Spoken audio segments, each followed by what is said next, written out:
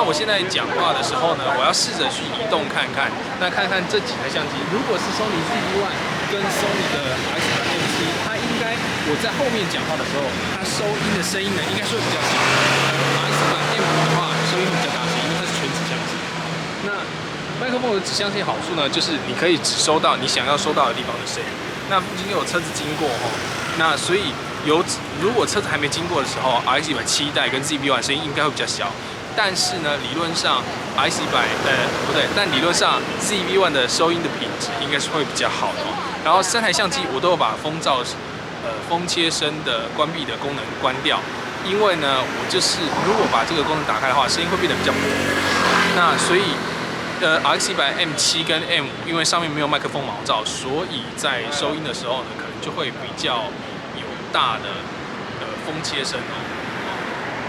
OK， 我目前大概是距离大概1公尺的距离。那如果我到2公尺的时候讲话，那大概会是这样的音量。那如果是麦克风的指向性比较类似枪型或是强指向型，比较超新型的那种指向型的话，那它我站得越远，它就收得越清楚。